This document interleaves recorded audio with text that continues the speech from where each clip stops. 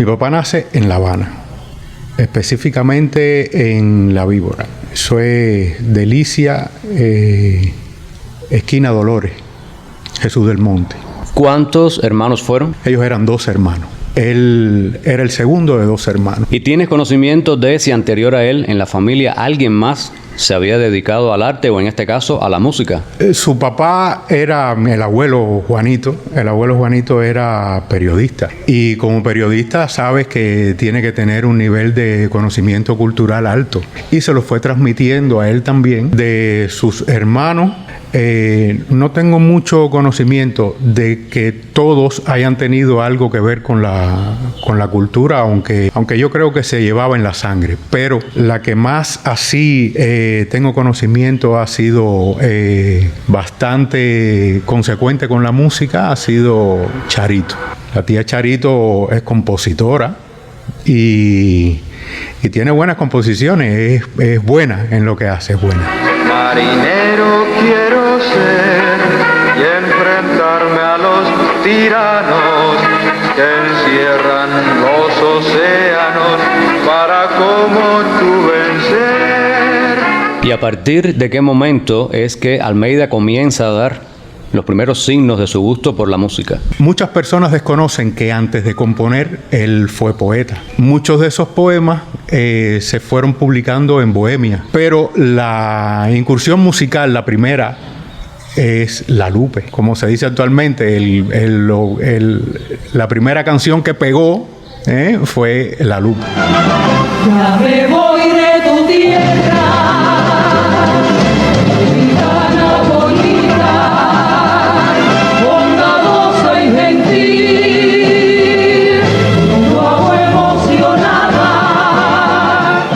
Yo dividiría la vida musical de papá en 3 etapas. Una antes del 56, otra del 56 al 70, donde hay muchas de las canciones que más a mí me gustan.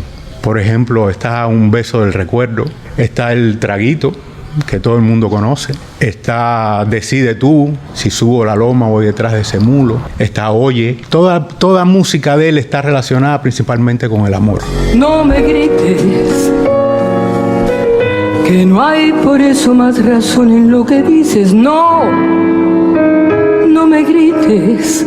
Otra del 70 al 90 y después del 90. Él, en su proceso creativo musical, él obviaba oír canciones. Él, por ejemplo, tenía un equipo de música, pero no lo utilizaba para oír canciones de otros, sino para las propias de él. Porque él decía que le viciaba el tener que oír una canción y que a lo mejor pudiera trascender en alguna de sus obras. ¿Recuerdas qué momentos eran los que él escogía para componer? Yo me imagino que cuando bajaba la musa ahí, donde quiera que él estuviera, lo mismo era en un viaje, lo mismo sentado en el malecón, que le gustaba mucho, sentado en el Parque Césped de Santiago de Cuba. Para él y para mí, Santiago de Cuba era una novia, ¿no? Me decía, alcánzame una libretica que siempre llevaba con él ahí, y ahí escribía sus propios arreglos con relación a la letra de cómo iba a ser, y ideaba ahí mismo la música que tenía. Hubo varios compañeros dedicados a la música que lo ayudaban. Él no era músico, la llevaba en el alma, ¿no? Pero no era músico. Eso era un proceso simpático. Yo en algunos participé. No recuerdo ahora, había un señor mayor que iba a casa de los abuelos a hacerle la transcripción, no recuerdo el nombre. Él le decía cuál era el sonido musical que correspondía con relación a la música que él ideaba para la composición. Y él sonaba el piano y no daba pie con bola con aquello, y entonces él decía, no es así, no es así, es así. Y entonces le hacía el registro musical que él tenía en su mente. Como tampoco era cantante, pasaban un poquito de trabajo para hacerlo hasta que daban. Y cuando ya daban, es así es como yo lo quiero. Su proceso creativo musical era siempre así, era en cualquier momento, no se le podía ir la idea. No me olvides, amor, no te niego, tengo mis defectos, pero no son tan grandes.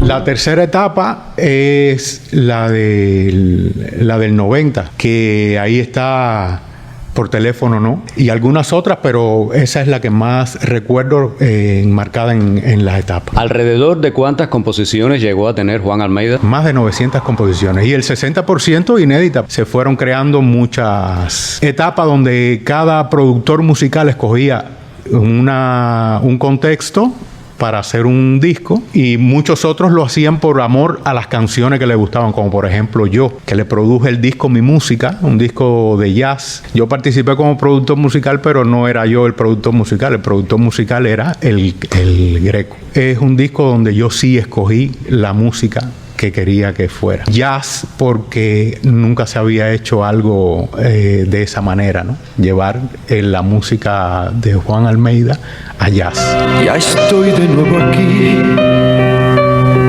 y no te he visto. Ya empiezo a sentir deseos de preguntar por ti. Nombres de algunos cantantes que tuvieron la oportunidad de interpretar canciones de Juan Almeida. Hay varios cantantes y varios grupos musicales como tal. Los más importantes Son 14, Bam Bam, un grupo musical que cantó bastantes canciones de papá. Sierra Maestra, muy importante, que fue el que lanzó el traguito, ¿no? Con especial atención, Beatriz Márquez y Fara María. Dame un traguito ahora, cantinerito. Sí, dame un traguito ahora que nadie mira. Dame un traguito ahora que me da pena. Yo creo que muchos cantaron canciones de papá, y Zacopane es una de las canciones con que cambió el ritmo. Ya es más para acá, más para los finales de los 80. Los días de Zacopane, febrero quiso que fueran precedidos de nevada, caliente así, brillante sol. ¿Tuvo él alguna de sus composiciones que haya sido su favorita? Bueno, sus composiciones eran como sus hijos, no había favorito. Él sentía especial atención por cada una de sus composiciones.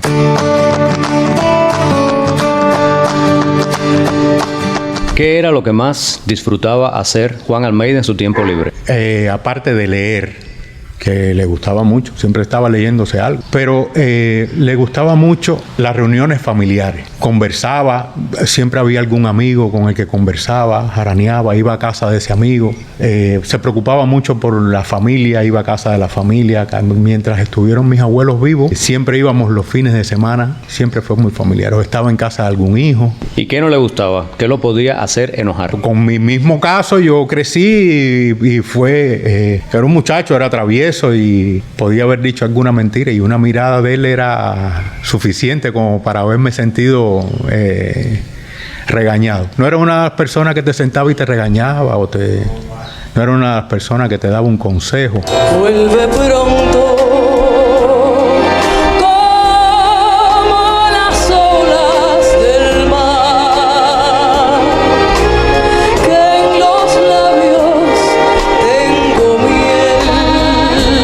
¿Cuántos hijos llegó a tener Almeida? Nosotros somos 9 hermanos, 4 mayores que yo y 4 menores que yo. Y en el caso de los hijos, ¿alguno siguió sus pasos? Juan Guillermo ahora está incursionando en el tema de la música, está muy bien lo que está haciendo, tiene un proyecto muy bonito y funciona. Y yo, que lo que hago es mi poesía, que fue algo que heredé de él, que es lo que me gusta hacer. El que más cerca de la música está es Juan Guillermo, ¿no? La persona que más yo recuerdo haya trabajado el asunto de la música fue su secretaria Lala. Lala se encargó de transcribir la mayoría de sus obras. Si ahora la DAN tiene un registro de todas las obras de Juan Almeida, se debe mayormente a Lala. Cuando tienes juventud no hay experiencia.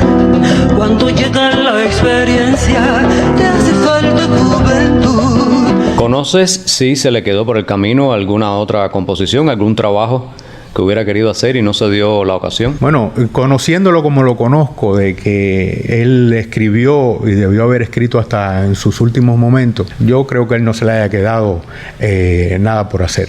Él hizo todo lo que quiso hacer, lo hizo, y cuando decidió ya no hacer más, porque decidió hacerlo, ¿no? Decidió no hacer más. ¿Se mantienen vivas en la actualidad las composiciones de Juan Almeida? Sí se escucha mucha música de Juan Almeida actualmente, y han trascendido, la música de él ha trascendido. Siempre se ha conservado la memoria musical de Juan Almeida en muchos lugares. ¿Qué quieres que te diga? Que me siento muy bien. Esto es fácil decirlo, que me siento muy bien. Igualmente me imagino que han surgido nuevos intérpretes de sus canciones. Juan Guillermo es uno de ellos, que interpreta la canción de su papá también. Juan Antonio, si tuvieras la oportunidad de revivir, de traer al presente un momento junto a tu padre, ¿cuál escogerías? Mi niñez fue, yo creo que la etapa más completa que tuve yo en mi vida. Pero todas las etapas fueron bonitas. Aunque la niñez, estábamos él y yo solitos en una provincia por ahí, él haciendo sus cosas y yo alrededor de él. Yo siempre fui travieso, y a mí me gustaba más que lo llamaran a él para darle las quejas que llamaran a mi mamá. Mi mamá era más fuerte, ¿no? Era más recta. Mi papá siempre me defendía. Yo estudié música en Caturla, y esa etapa también, siguiendo yo sus pasos, ¿no? Él me decía, tú no vas a ser músico. No vas a ser músico. Y es verdad, yo no fui músico. Por eso me dediqué a escribir, quise hacer música. Tengo varias composiciones a mi nombre. Nadie las ha tocado, pero bueno. Si no hay amor, ni querer, ni dulzura, ni bondad, y en eterno reproche viviré por lo que hice.